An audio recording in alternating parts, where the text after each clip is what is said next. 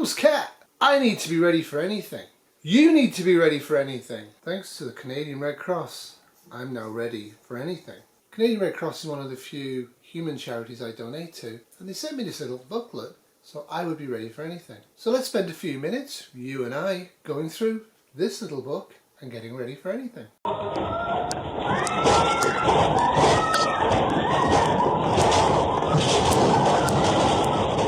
Now it gives you really limited information. Maybe you've never thought about prepping, it's actually a good intro. Earthquakes to me are unlikely to be a major issue. Tsunamis, which they fold into the tiny section on earthquakes, is also unlikely to be an issue for me.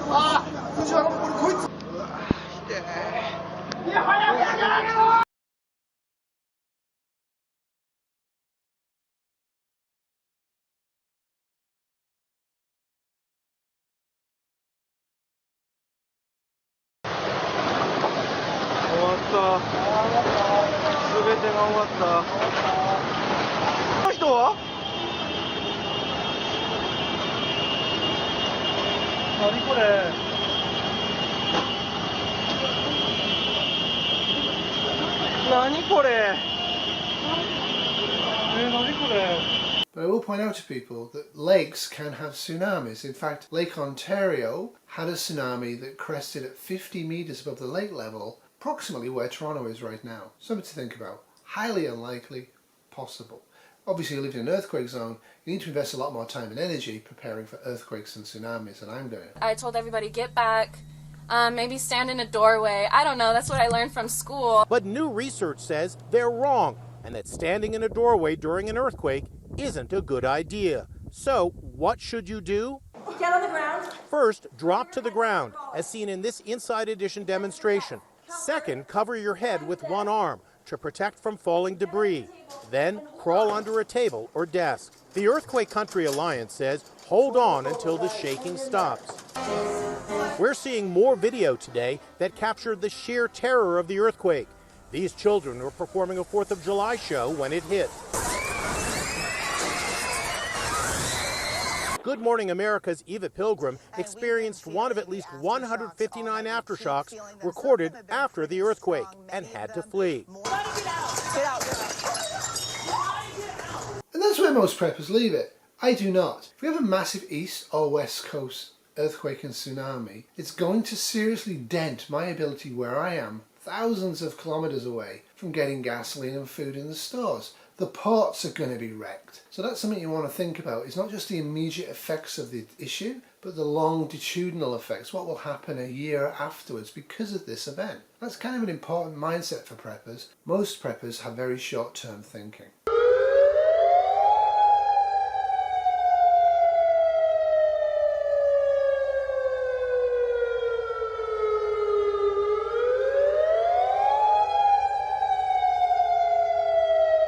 Floods are a major issue. I have 0% chance of floods here. Honestly, if I have a flood in this area, it's game over for our civilization.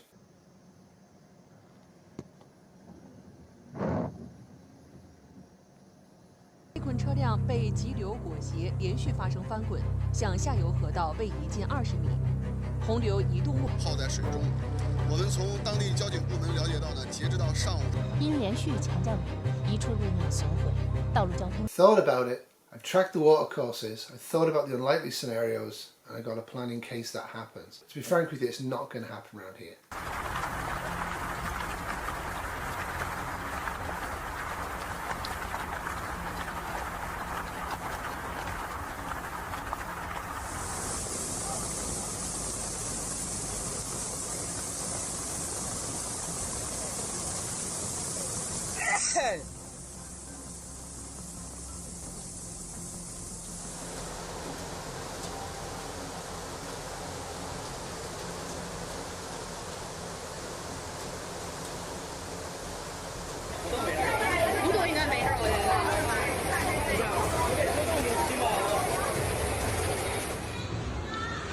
没办法的，但这不车子的时间了。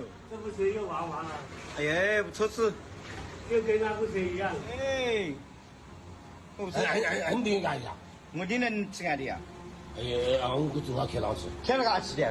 这开朗吃。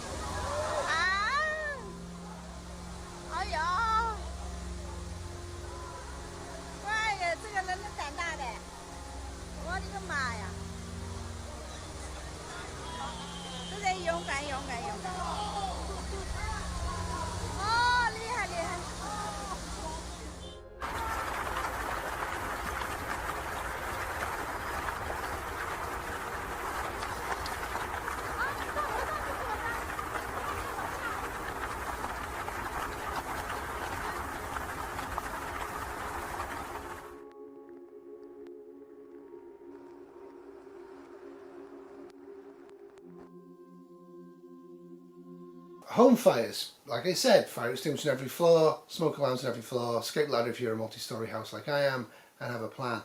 Firefighters were called to this home on Sioux Creek just before noon. When they arrived, they found the garage engulfed in flames, and the flames had spread to the attic of the home. Firefighters say oxygen and ammunition going off in the garage slowed their attack efforts a bit, but they were able to stop the flames from spreading to other parts of the home. Those who lived there got out before firefighters arrived, but 3 dogs were still inside. Firefighters were able to save 2 dogs, including this one that our videographer caught being reunited with its owner. The home has been red tagged, and the family will have to find a new place to live. The displaced family is being helped by the American Red Cross. Now your escape ladder should be where you can access it.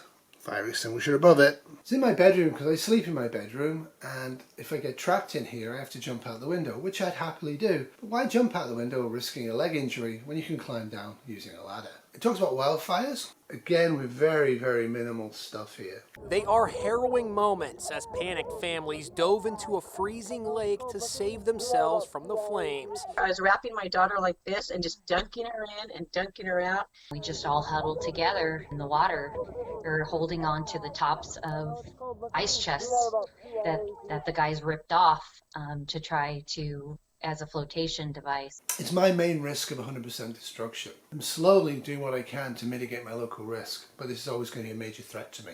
Meow! Hopeless cat. Very windy day, so I'm probably going to overdub most of this. So this was the area I cleared out last year, and it's grown back quite a bit, and then it died off again. So I'm going to clear it out properly.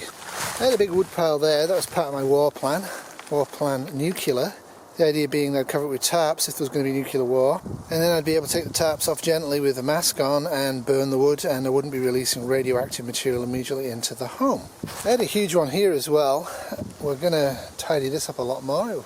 All of this was hand sewn last year. Please help my mom and dad and my brother and my animals, please. A video message Jeff Chapman recorded in case he didn't make it.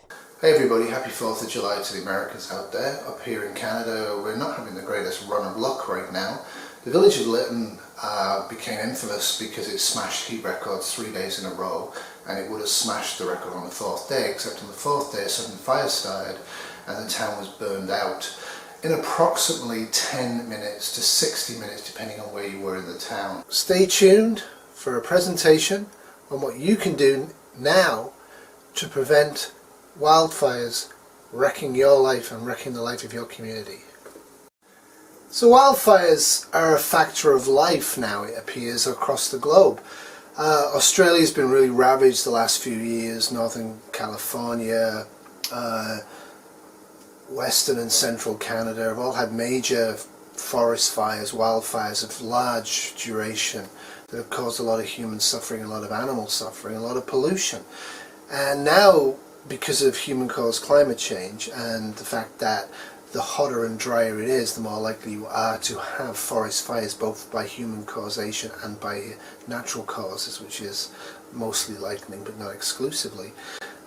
Forest fires are a fact of life almost everywhere there are trees or moors. Tornadoes are now also a major local threat to me. They can happen very easily here. In fact, we've had them touch down in the last year or two within about 45 kilometers or about 30 miles of where I am.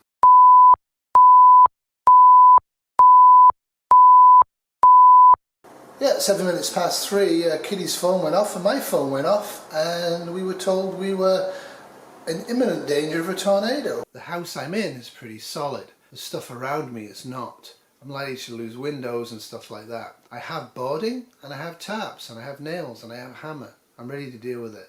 The one thing I don't have is a ladder that's high enough to deal with the upper windows. That's something I'm hoping to address in the near future. For this mobile coverage area, take cover immediately. Oh. Oh. So that's why you should be looking at the weather radar. Well, have it draw it up, hun. Micro-influencer. Be influenced. Look, it's raining. Woo!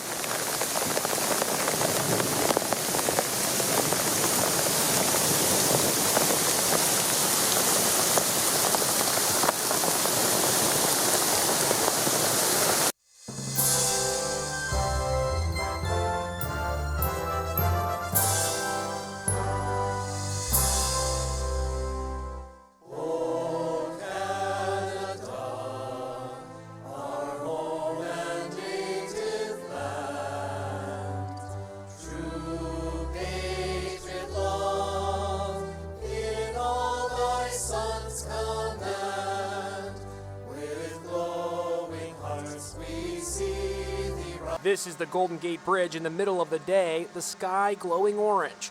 As the drone rises higher, the city of Oakland actually disappears. The fires are making the air unbreathable, and millions have been warned to stay indoors. Like I say, thunderstorms are fun. We had an absolute massive one last night here, and massive amounts of lightning and thunder and water came down, and I had to shut the windows so water didn't come into the house because it was quite strong wind gusts as well. Bit around the property, can't see any damage. That's one of the things you do when it's safe. Don't mess around with thunderstorms. It's one of the major causes of death in Canada is lightning from thunderstorms. People don't take it that seriously, and they should. Well, this South Carolina man walking in the rain when a lightning bolt struck just feet from him. You can see the bolt hit the ground, causing the man to jump back. He threw his umbrella down, then quickly picked it back up and ran off. He says he felt the shock, but is just thankful not to have any major injuries. This though, what a close call. He's so Look at that. close. Oh my God. Wow, that's crazy. That had to be crazy. If you're trapped outside, and you shouldn't be outside, but you might have to be, and you feel the hair starting to rise, don't run for cover, don't go to a tree, get flat on the floor as far as you can. If you can, dig a little hole. You don't want to be where the electricity leaves the earth to go up into the sky. And no, that's not an error. If you think lightning comes down in bolts and hits us on the ground, you need to go back to science school. Power outages are interesting. Last May we had a major power outage here for 16 days in this area, and it affected us for not 1 second of any of those days because we're completely off grid and on solar. However, there are other events that could knock the solar grid out. And if the solar grid goes down and it's a national or international event, our solar's not coming back up, and that's going to affect a whole bunch of subsystems, systems that should have been hardened, some of them have not. Principally water has not been hardened, so I'm looking at ways around that situation in case we do lose solar. Police run for cover as a tree comes crashing down, blown over by powerful winds from last week's nor'easter. Now a new storm is wreaking havoc and threatens to leave millions of people without power, possibly for days.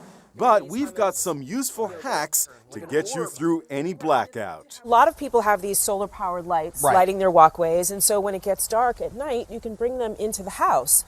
You can see how it just lights up. It doesn't require batteries, and it can provide light in your home. Yeah, so if you don't have a flashlight lying around, these are instant flashlights. Look at that. And did you know a simple headlamp can light up an entire room? Hold this gallon of water for me. Standard gallon jug here. Yep, you may have headlamps around from when you go camping. Right. You put it around the bottle. Oh man, look at that. It's like a glowing lantern, like an orb. When you lose power, the more ice the better in your freezer because it keeps your food fresher longer. So if you don't have enough ice or ice packs, you can make makeshift ice packs out of Ziploc baggies filled with water. Fill up a bag with water. Yeah. Pop this Pop in it in here. there. You can also turn your washing machine into an emergency cooler. So I have my ice in here. I'm putting in my perishable items like milk, creamer, mayonnaise, hummus, and yogurt. Anything that's going to go bad quickly. Right. And it's airtight, so it keeps it fresh. And then when the ice melts, the water drains out like it would in the washer. When the power's out, we can't charge our phones. People will lose their minds without their phones. What can we do? I like to keep an emergency jump starter on hand, which is great for jumping a car if need be, but it also will jump your phones. Right. And no power means no heat. If you lose heat, there are some ways that you can keep the cold out and the heat in. One of my favorite ones is using bubble wrap on the windows. Okay, got our bubble wrap here. So this is just a bottle of water. Spray it with a little bit of water, and we cut these to size. Okay.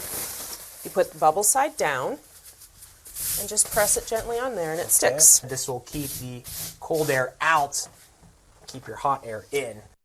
You can't 100% protect from all risks unless you want to seal yourself in a lead box and live a million miles underground, in which case you'll probably go quite insane. If you don't think you'll go insane if you isolate and try and do all risks prepping, look at some of the people online. They're completely cuckoo. Now the big threat, the big major killer in Canada where I am, is going to be the cold in the winter. Where I am it gets very cold with lots and lots of snow. This is a passive solar house. It has a wood stove that heats the 3,000 square foot of the house on its own. We're hoping this is the year that our outdoor wood furnace actually gets up and running, in which case we'll also have hot water and plentiful hot water baths all winter long as well.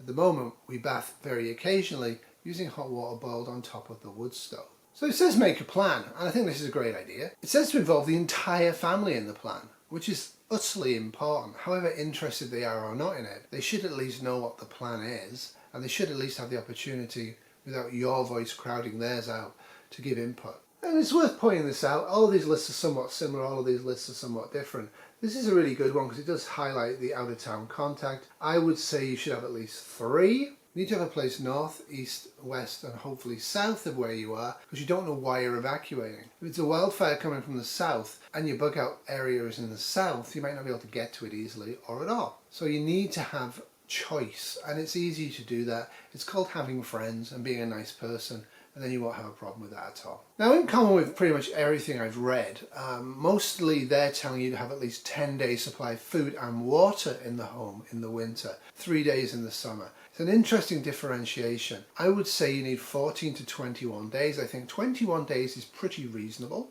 I think 21 days of water isn't that reasonable for most people, but you should have plans to increase to 21 days of water quite soon after a disaster in ways that aren't going to contaminate yourself. And that's pretty easy to do. The reason I picked 21 days is because that's basically 42 days supply of food. You're going to eat half of what you plan to eat if it's a long-term event. If it's a short-term event, knock yourself out. Get a kit.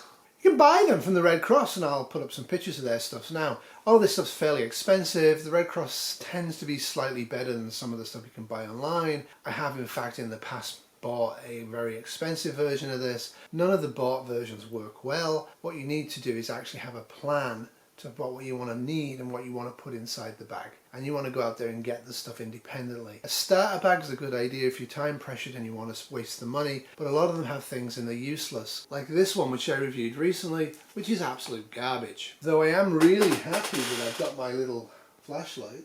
Hello, my name is Fanny and I work for the Canadian Red Cross, and today I'm going to be talking to you guys about what to include in your emergency preparedness kit.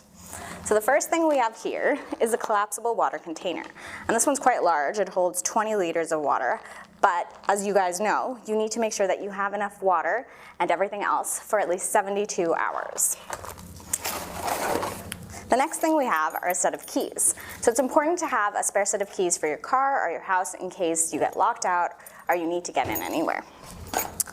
And you also want to make sure that you include non-perishable food items. And here are some things that you might not think of. So it's important to include things like a glow stick, a whistle in case you need to grab anybody's attention, and a Swiss Army knife. So make sure to get a Swiss Army knife that opens cans as well. You also are going to need a first aid kit. And finally, I'll definitely need a flashlight. So this flashlight is a wind-up flashlight, so you don't need batteries for it. And it also includes a radio and an alarm. All good things for sure. For more tips, please visit redcross.ca. Thank you. So I like their kits, I like their ideas. What I would add is a small solar panel to recharge your stuff. I would add solar flashlights and solar radio, not just hand cranked. Hand cranks break, they're not very good long term. I also would have a small crowbar, specifically in the car, so you can do some braking and entering. Now for the car kit, they suggest a blanket. That's a good idea. It should be a wool blanket. I also would actually put in a sleeping bag and consider putting in a sleeping pad as well in the winter. And in fact, if you're going on a long journey or a risky journey, or there's issues in your area during the winter, you might want to throw in your ultralight tent in there as well and some camping gear. Now in our car we don't have sand, kitty litter, flares or de-icer or extra windshield washer. If you're going to get flares, I would suggest you get electronic flares so you can reuse them, and I'd also get ones that can go solid white and stay on, because you can use them as light backup in the home. Flares have a use, they'll get a fire going like nothing else, but they're single use. So you don't really want to use stuff that's single use, because although you're prepping for a car breakdown or a car emergency, you want to use as much of that gear as possible other types of issues. Your planning should be flexible, your equipment should be flexible. What to do if there's an earthquake? Doesn't tell people not to stand under door frames. Door frames are a weak point in the house and people stand underneath them. Recently I heard of somebody, when they heard a tornado was coming, who in fact did stand underneath a door frame. Last place you want to be. Think about the house roof and walls flying up through the air at you. Where in the house do you want to be? America's Eva Pilgrim experienced one of at least 159 aftershocks recorded after the earthquake and had to flee. Get out. Frightening moment right there. If you live in an earthquake zone or there's war going on, you want to keep good quality shoes and tools and hand gloves underneath your bed. You might need to put them on to then evacuate yourself from a destroyed house. Now I really like their after ideas, the sign putting in the door saying help. I think that's a great idea, let people know you're in there and you need help. I also suggest you leave one that says evacuated or clear on the door, the front door, or by what's left of the front door if you actually bug out and leave. It's really a good idea not to have first responders having to go very slowly through your empty house when the neighbour might be in the basement. So think about that. This is not the time, if there's a massive localised earthquake, to start worrying about looting. Let the crazy people worry about looting. Everybody else is too busy trying to help each other out and survive. Floods. What I would add to this is get good paper maps and possibly a compass and possibly learn how to use it. You want to bike and walk as much of the evacuation routes that you're planning to take by car as possible. Don't just drive a couple of side streets and think, I've got it covered. Things can look entirely different if you're in a vehicle during a flood or an earthquake. With a single raindrop, but trillions can follow and all that water rushes downhill. The early makings of a disaster. And it doesn't need to be raining where you are. A street like this in a valley can funnel the water, creating a dangerous setup for a flash flood. Heavy rainfall is the main ingredient in flash flooding. Other factors include building in a flood zone, improper drainage, and ground that's just too wet and can't absorb any more water. And this happens fast. Now look at the street. The water is business to business here, wall to wall. Whoa, what's this guy doing? And this water is about 6 inches now, and it's enough to stall vehicles and even float vehicles in some cases. You're gonna lose control, and you don't wanna be this guy. So if you come to a street that's flooded, turn around, don't drown. More than half of the deaths from flooding each year occur in vehicle. And the water's still rising here. In fact, it's enough to float pretty much anything away that's not bolted down at 2 feet. It's gonna carry away even cars like this. Oh my gosh, look at this. This is an SUV, and the water is high enough now to carry SUVs and pickup trucks. And this water is well inside these businesses, and this is scary, this is bad. That's not good to see something like that. We're talking some immense destruction with the force of this water. It can carry debris for miles, entire trees. In fact, water flowing at just 10 miles an hour can produce the same force as winds blowing at 300 miles an hour. Look at this. This is a huge log coming down the road, and so scary. You never know it's even in the water, but you can see some of the larger objects, including a truck right here. Absolutely life-threatening situations that come with flash flooding. And unfortunately, more heavy rain events are occurring due to our warming climate. So you are more likely to be caught in this situation. If you ever do get stuck in a flash flood, Try to stay calm. Get as high as possible and make yourself visible while you wait for first responders. Heavy rain events are predicted to be 40% more common for parts of the country within this century. Just as quickly as the water came up, it goes down, leaving behind a muddy mess of debris and dangers. Or a tornado. You might not be going anywhere very fast. You might need to use the bicycles or foot, and you should prep and train to use bicycles and foot bug out if required. Don't just be car reliant. Rebecca Crouch and Cindy Drake and 12 friends and family members were camping in Northern California when the wildfire closed in. We both drove back into camp and we just said, everybody clear out, let's go. Come on, babe, go, go, go, go, babe, go! Babe, go! A convoy drove to Mammoth Pool Reservoir about 10 minutes away. At least 200 people were camping there and everybody scrambling in their vehicles to go on one road. But when they got to the lake, they found themselves trapped. Flames surrounded them. Embers rained down. There was no place to seek shelter but in the water. The guys are just like, get in the water, get in the water, get in the water. The water was cold and we were all shivering. It was a firestorm. There's no way other than that to describe it. Their ordeal lasted 10 long hours until National Guard helicopters came to their rescue. Everybody was cheering and yelling and flashing lights to get their attention.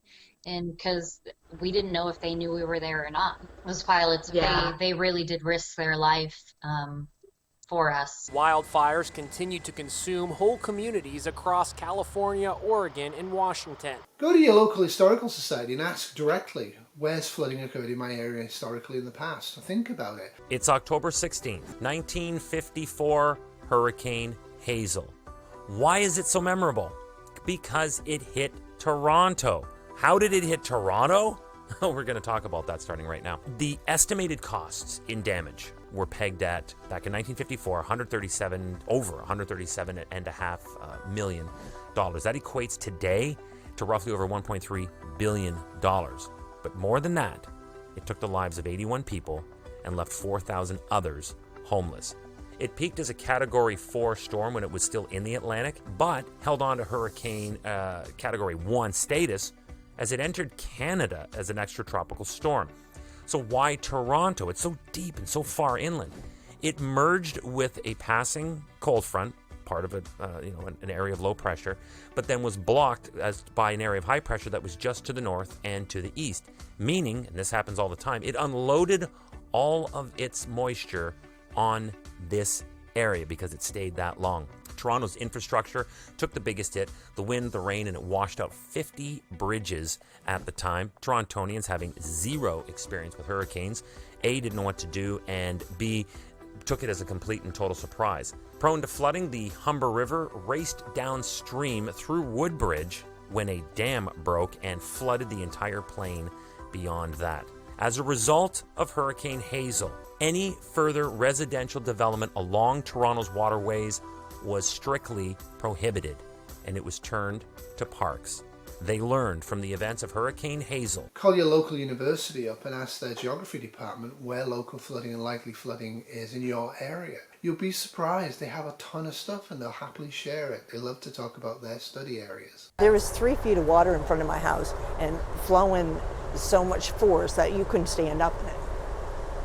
That's when Logan Hope, a local volunteer firefighter, tethered himself to a rope and went into the raging water to get her. Definitely the hardest thing I've ever done in my life.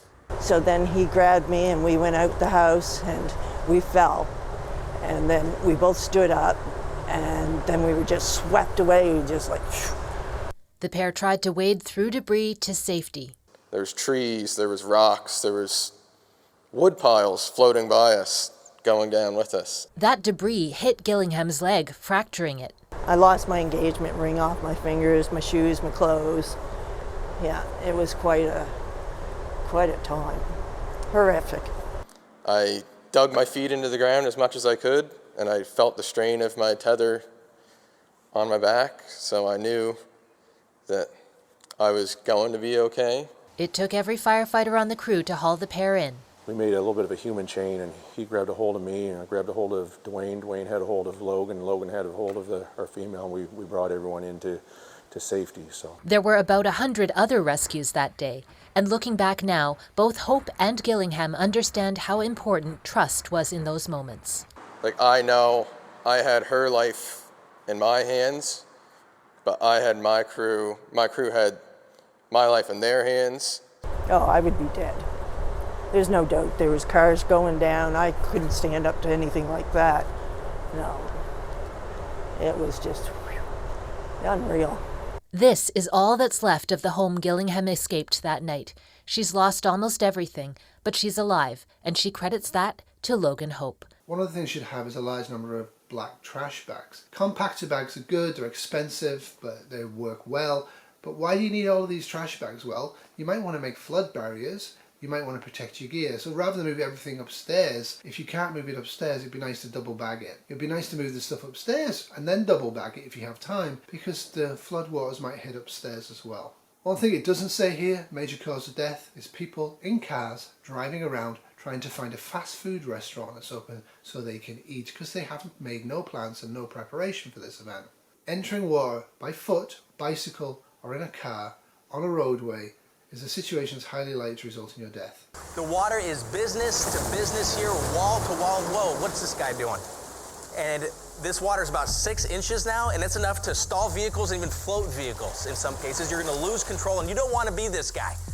So if you come to a street that's flooded, turn around, don't drown. More than half of the deaths from flooding each year occur in vehicles. 2 or 3 inches of water, if it's moving fast enough with debris in it, will knock you off your feet and send you downstream to die. On fires is interesting. We all know it's unattended cooking, it's candles, and it's smoking. So don't allow anybody to smoke in the house. And if they're smoking outside, make sure they have a water-filled ashtray to use.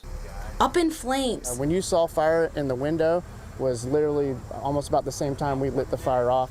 The Virginia Beach Fire Department wants you to know just how quickly your home can go up in flames. This demonstration, one of the many ways crews practice. So fires these days burn much hotter and faster than they did maybe 20, 30 years ago. Battalion Chief Michael Brashear says that's because many furnishings are now made out of synthetics and plastics. According to the National Fire Protection Association, 81% of fire deaths occur in home fires. Making sure fire detectors work and having a plan with at least 2 ways to get out is important. How you position doors also matters. If the doors are closed, that slows the spread of heat and fire and smoke within the structure. So how do you know whether or not to open it? So you want to feel that door first with the back of your hand, and if you feel heat, you don't want to open it. That's when you want to use your second way to get out, which is typically going to be a window. Once the fire and smoke clears, if crews believe a fire is suspicious, they send in Sadie and her handler. And she is trained to detect the presence of ignitable liquids. When she finds any kind of ignitable liquid, she's right on. She'll sit and wait for her food reward. This training just as important for her as it is for her 2-legged co-workers. And dispose of that ashtray after use. One of the things I also have for fires, which I don't see many preppers actually showing, or maybe they don't have them, I have a pretty good first aid kit. I have a lot of hospital gear that I got over the years before I retired as a nurse. Meow! Hoople's cat and Wolfie dog. What we're going to do today is we're going to do a show and tell of some stuff I got as a prep. But I also have a dedicated and bought Canadian industry burns kit for first aid. Littleton firefighters standing by as the range top in our test kitchen is turned to high. You can see the oil temperatures approaching about 300 degrees. Within minutes, that oil's getting hot and smoking. We know that when we get close to about 700 degrees in this scenario, using this type of oil, we'll have ignition. Within about 20 minutes, we've got flames. There we go. How much time and temperature? 33.5 minutes. 4 minutes later, the cabinets and anything near the stove catches fire. It's incredible to watch how quickly this can turn to this.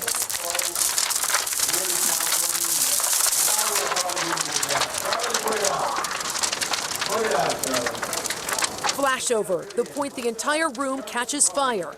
It happened so fast, my photographer barely had time to move our camera. All of this from one pan of grease left unattended. Did it go like you thought it would? It did. Just this type of damage that you come into a house that had a fire, started in the kitchen. This is what you're going to see. Littleton Fire mopped up an impressive demonstration, even to the pros, who hope this makes a strong case for kitchen safety. Wildfires, like I say, turn the HVAC off, turn the AC off, shut all the windows, remove everything outside from anywhere near a building that could cause fires. If you've got the time, chop down all the trees that are anywhere close to buildings and move them away. Try and create a fire barrier about 500 meters from your house and have nothing between there and there. It's not going to work where I am. I'm going to do what I can. Tornadoes is kind of fun. In the gathering place, have food and water for quite a few days and maybe some evacuation tools or some repair tools if you've got time. Put them in that area. If there's a specific closet or a specific stairwell or a specific bathroom that you intend to use as a tornado gathering space, put a couple of small boxes in there today full of things like tarps and nails and hammers, outdoor shoes that are old but you don't need them anymore, and work gloves. Think about it. So if you actually are gathered in there and the tornado actually hits your house, the gear you need to make a survival shelter or to repair the house from further damage is actually right there where you are gathering. Send debris through the air like a missile. Jeez, how are you going to get out of the way of that thing? Thunderstorms by themselves aren't really that frightening, and they're actually there to remind us how small and insignificant we are. There's Kitty. We are going for an evening kayak. We have a lot of thunder. So, I'm ready. I have my raincoat. Kitty has hers, supplies ready. Red wine. Wine in a bag, one of the greatest inventions of all time. So, cheers from us, and I will try and capture the storm this time. It's going really still now. The waves are less. Ah, turkey vultures are out of the sky, that's a sign. So far, I'm not seeing any green, which is a good thing.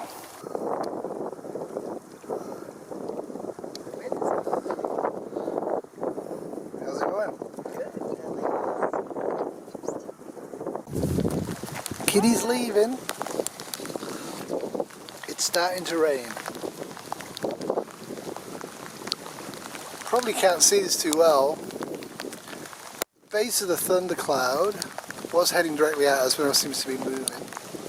We really don't want to be kayaking out on the lake in this.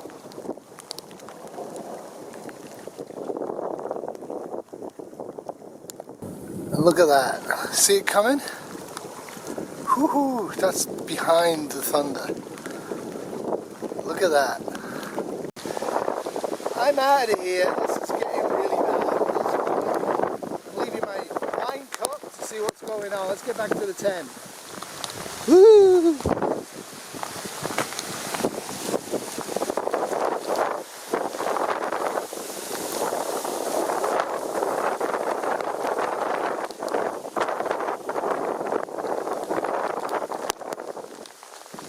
He's in there sleeping.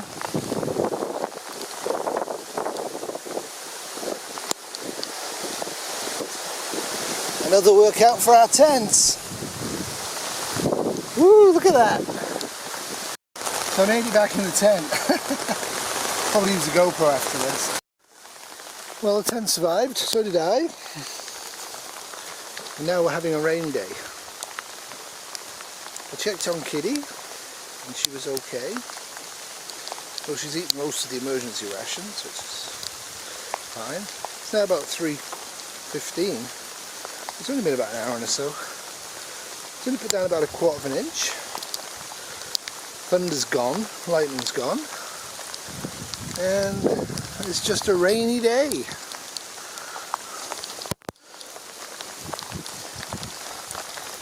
How you doing? What?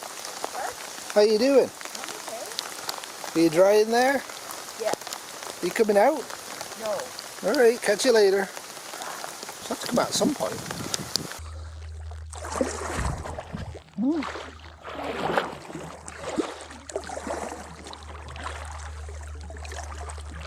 The three things that are problems is flooding, severe local wind damage, and lightning strikes. If your loved one, whether it's a he, she, it, or a pet, is hit by lightning and suffers a cardiac arrest because it hits on the T wave, that's as technical as I'm going to mention, do you know how to do CPR? Do you know what you should be doing? Are you able to try and restart the heart?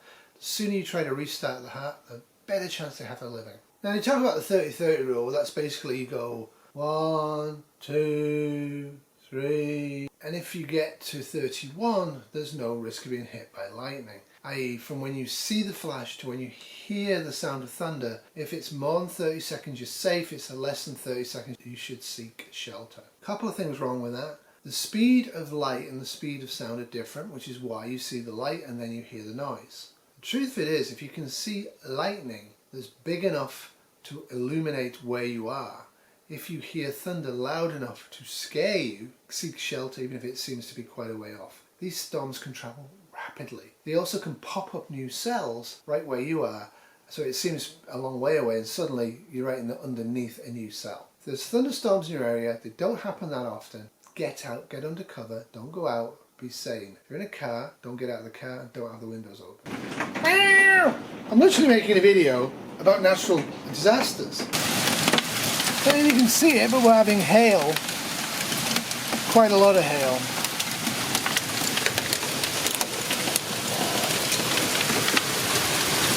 Sort of stuff can wreck your car if it gets a little bigger. There you go. We are under currently a severe thunderstorm warning with warnings of hail, but there you go.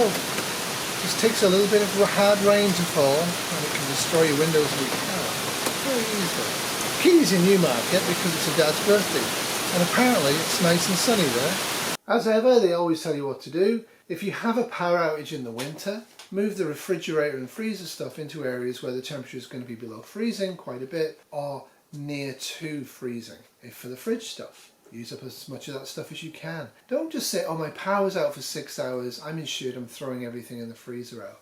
You might want to consider that you can maybe reuse some of that stuff and that some of it may not in fact even be frozen, especially if you don't open the doors during the power outage. When you lose power, the more ice the better in your freezer because it keeps your food fresher longer. So Right. if you don't have enough ice or ice packs, you can make makeshift ice packs out of Ziploc baggies filled with water. Fill up a bag with water. Yeah. Pop this Pop in it here. in there. You can also turn your washing machine into an emergency cooler. So I have my ice in here. I'm putting in my perishable items like milk, creamer, mayonnaise, hummus, and yogurt. Anything that's going to go bad quickly. Right. And it's airtight, so it keeps it fresh. And then when the ice melts, the water drains out like it would in the washer. If it's going to be a long-term event, don't waste gasoline and effort trying to keep refrigerators and freezers running. People have normalcy bias, and that's what they're going to try and do if we have a sudden nuclear war, because they're idiots. What you need to do is use what power you have to get what food you've got eaten or prepared for a long term without electricity. Don't want to mess around trying to be normal. Fridges and freezers are nice, really great things to have, but if we've had a sudden nuclear war, you might be better off using that gasoline for other purposes. Generators make noise, generators use gasoline, it's going to run out. Think about what you're doing, think about what you're using and how long it is before you can get resupply. If there's never going to be a resupply, you've got something very precious on your hands and you don't want to waste it. So support the Red Cross or support the Red Crescent. In Canada I tend to give them money when the government matches it. They actually do some pretty good stuff on the ground and they're usually the first people into areas and mostly it's volunteers. They also have pretty interesting stuff online. The American Red Cross really has a lot of interesting stuff online because the Americans are really frightened about things like mass shootings and all of this stuff. So the American site's actually more preppy. The Canadian site is more how to deal with normal emergencies. Having read this, I'm slightly more prepared than I was before I read it. If you've never read anything like this before, read a booklet like this. It will really help you. It will help you far more than watching a video of mine or watching any big famous preppers videos. Remember, 99% of comments on most huge big channels are garbage. People say the most ridiculous things. People say you don't need antibiotics, you just need to use oil of garlic and stuff like this. Crazy, insane people trying to take us back to a time where they burned witches. Duh. Use what we have, use what you can get some training. As the booklet says, if you've never been CPR trained, why not? If you're a parent and you've never been CPR trained on a child, you are negligent. Extremely negligent. Any parent in the modern age that has a child and they do not know how to do Heimlich or CPR on that child, you are rubbish parents. You shouldn't have that child. You should try and find some nice people to look after it because you are like this, going through life hoping things work out for the best. And on that cheery note, toodles, thanks for watching. Some of the most dangerous fires occur right inside our own homes, and of those, nearly half start right inside the kitchen. This has been a tiny terrier who declined to walk this morning, production 2023.